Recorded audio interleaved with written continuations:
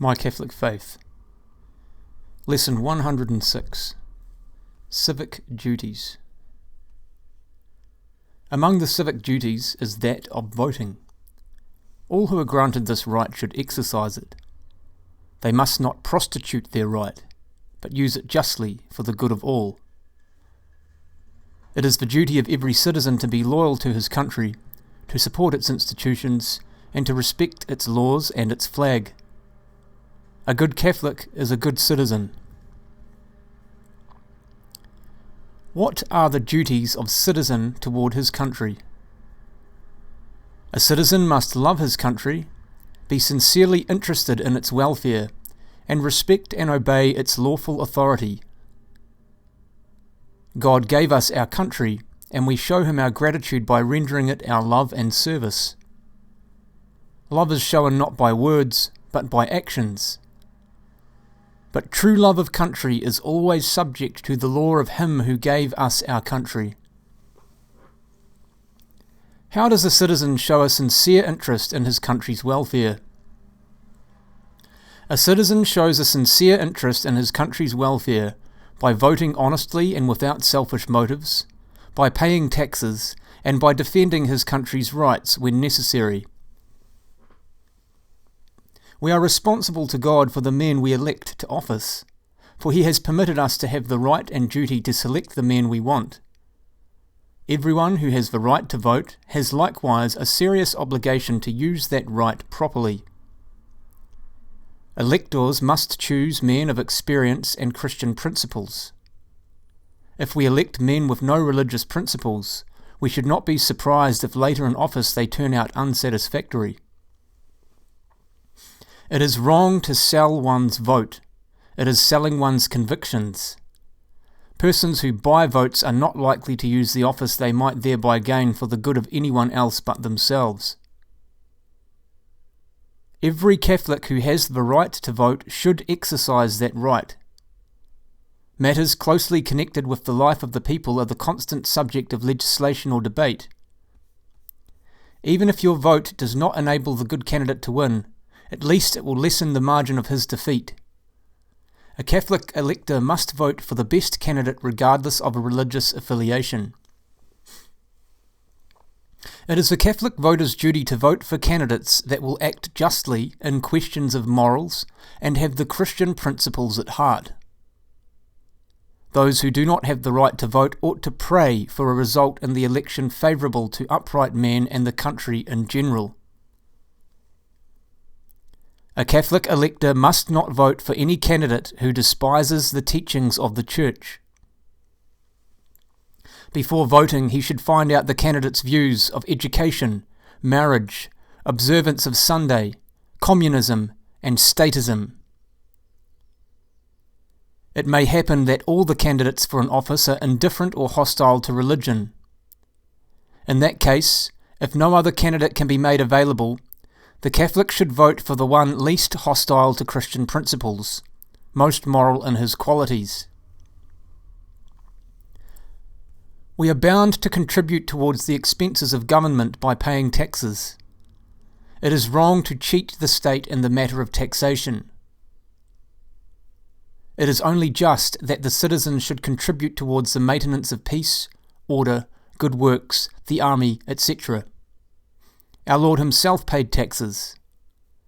It is only just that we should help support the government that secures us protection. In case of a war, men should be ready to render military service for the defence of their country. A war of conquest in which the just rights of other peoples are overridden is not just. A war in self-defence, however, may be just, though under modern conditions it will be rarely justified. Those who during wartime offer their lives for the defence of their homeland will receive an eternal reward if they are in God's grace. Why must we respect and obey the lawful authority of our country? We must respect and obey the lawful authority of our country because it comes from God, the source of all authority. God has entrusted the maintenance of peace and order in human society to the secular authorities. It is his will that among so many Some should rule and the others be subject to that rule, for law and order. There exists no authority except from God. Be subject, whether to the king as supreme or to governors as sent through him, for such is the will of God. Our civil rulers or superiors are those who have authority in the government. We call them civil officials. Most of our officials obtain their offices by the vote of qualified electors. Therefore, if we get a bad government, it is our own fault. Our civil officials are the President, Senators, Representatives, Justices of the Supreme Court, and other judges, governors, mayors, etc.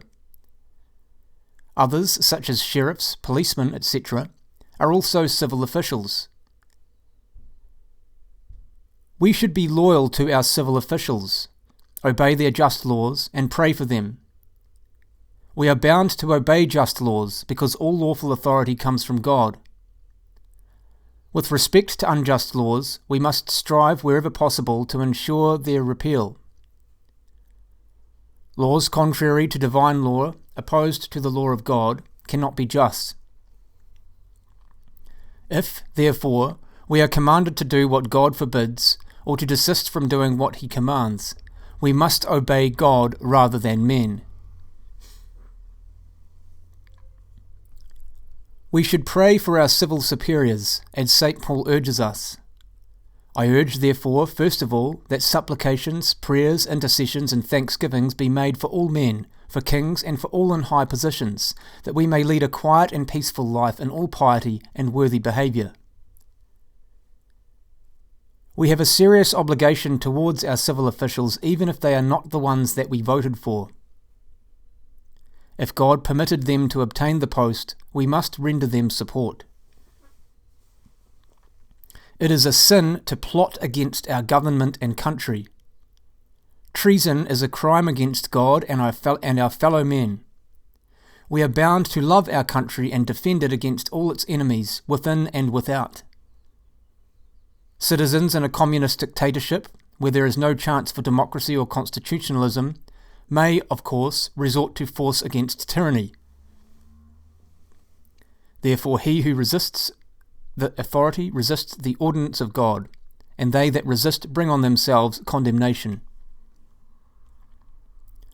Why are we obliged to take an active part in works of good citizenship?